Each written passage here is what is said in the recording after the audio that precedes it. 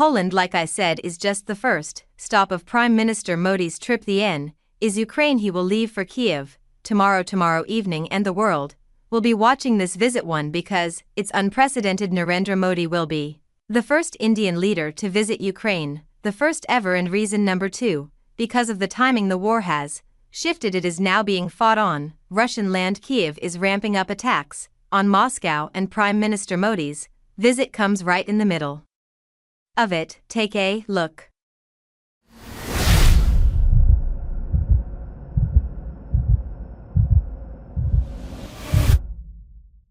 These are Ukrainian forces pounding the Russian military. The fighting is happening in It is in western Russia. It's been at the center of Ukraine's operations for the past 2 weeks. They've captured Russian territory here, more than 1,200 square km of it, and this includes 92 settlements. And the success in seems to have emboldened Ukraine. Today they launched an attack on Moscow. Yes, the Russian capital. It came under a drone attack. At least 11 drones were shot down over Moscow. This was one of the largest drone attacks by Ukraine, and the target wasn't just Moscow. This was a broader operation. Reports say Ukraine launched more than 20 drones. Most of them were detected over Moscow. At least 11 in all were detected over Moscow. 6 other drones were destroyed over Belgorod Road, 3 over the Kaluga region, 2 over K, and another 2 over the Tula region. These drones were all destroyed before they could do any harm. And perhaps that was not even Ukraine's objective. These attacks were more like a demonstration of capability. Kiev has shown how deep inside Russia it can strike. It can fly drones as far as Moscow, and I is using this demonstration to put pressure on the West.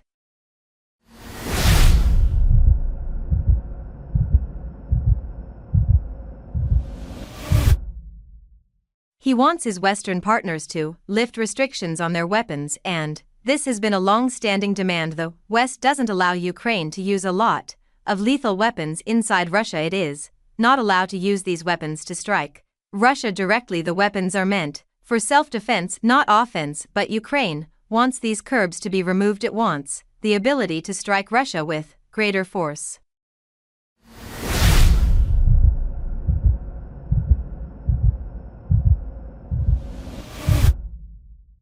Zelensky wants to intensify the attacks on Russia. This means only one thing: a bigger clash in the coming days. Moscow is certainly preparing for it. It is sending more troops and military assets to the border region. Locals here are getting warnings like this one. Russians near the Ukrainian border have been asked to stop using dating apps. Apparently they compromise safety dating apps. Moscow believes that Ukrainian forces are also using the same apps to gather intelligence, so the locals in Russia have been asked to stay away from them. Moscow has also launched a counter operation against the Ukrainians operating in Russia. They've managed to slow down the advances from Kiev, but Putin says a stronger response is coming.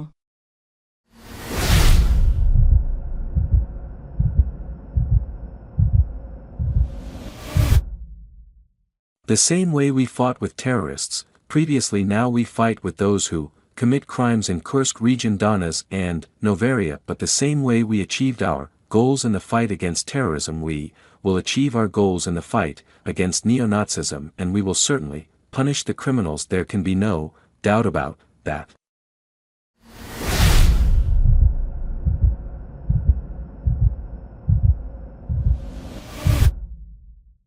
That statement was for the Ukrainian soldiers. Putin calls them terrorists and criminals. He paid a visit to China yesterday, his first visit to the region in close to 13 years now. Cha is important. It has shaped Putin as a politician. It propelled him to the Russian presidency in the late 1990s.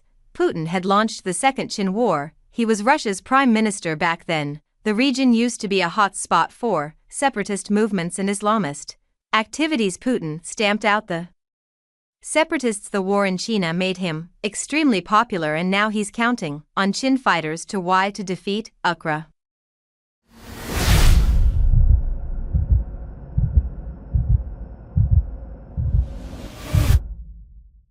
The one thing is to shoot at the shooting gallery here, and the other thing is to put life and health at risk, but you have an inner demand to fight for fatherland and courage to make such a decision.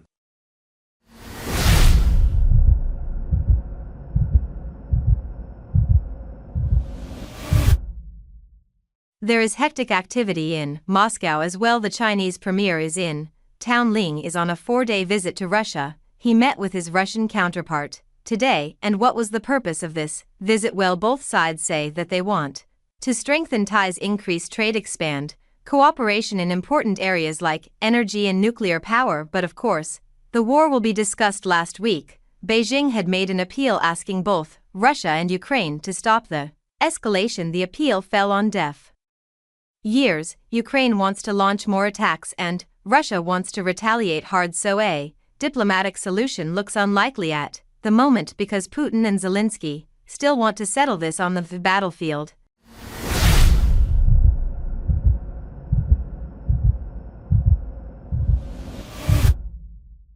Thanks for watching this video.